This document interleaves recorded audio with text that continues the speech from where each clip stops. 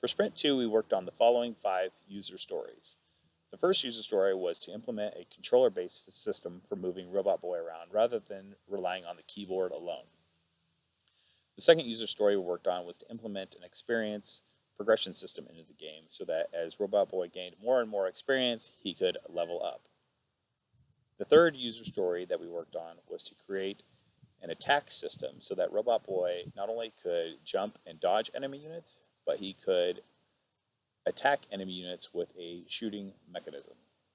The fourth user story that we worked on for the sprint was to implement a jump-only system in the game so that Robot Boy did not have the capability to double jump in the air or jump when he was not on a platform, and only standing on solid surfaces would allow him to jump.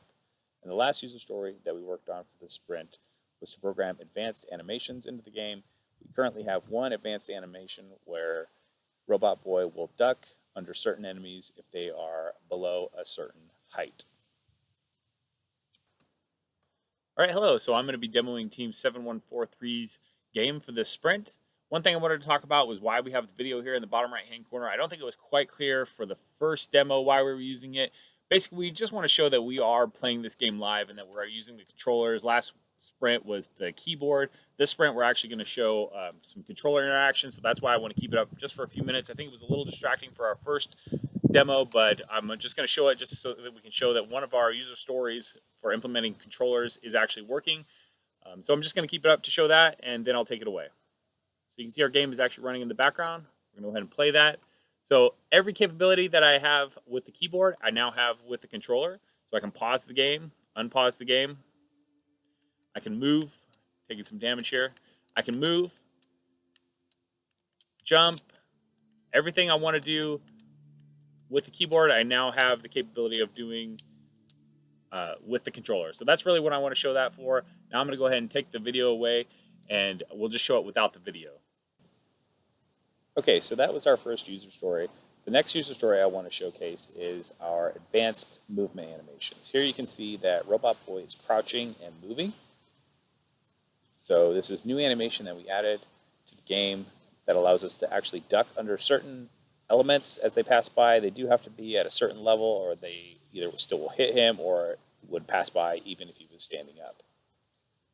So he has the ability to crouch and walk at the same time.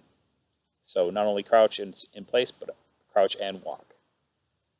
The next user story I want to talk about is our attacking mechanism. So you can see here that Robot Boy is, start this game again, is actually shooting the enemies. So not only can he jump and dodge them, but he can shoot them and attack them in order to try to get around them. And at the same time, I want to show another user story, which was implementing an experience system into the game. So you can see in the left-hand side of the screen, there is a level. We are currently level 2. We have 16 out of 20, 17 out of 20, almost 18 out of there. Now we are at level 3, and now we have 10 more experience points to go before we get to level 4. So that was another user story, was implementing the experience progression system into the game.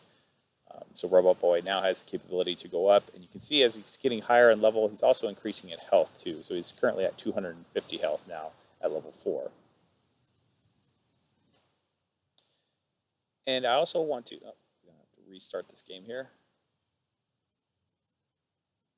I also want to show that he can do this attacking maneuver anytime he's actually either standing in place, or we can move and shoot at the same time. We can jump and shoot at the same time. We can pretty much do the shooting activity anytime we want, regardless of how Robot Boy is actually moving. And the last thing I want to show is the ability to actually move and jump and not be able to double jump while we are in the air. That was actually an issue. So now I'm trying to actually actively double jump while I'm running around, and Robot Boy does not actually have the capability to jump or double jump or jump when he's not standing on a platform.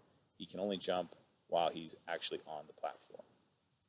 So that was it for our Sprint 2. Hope you enjoyed the demo, and thank you for watching.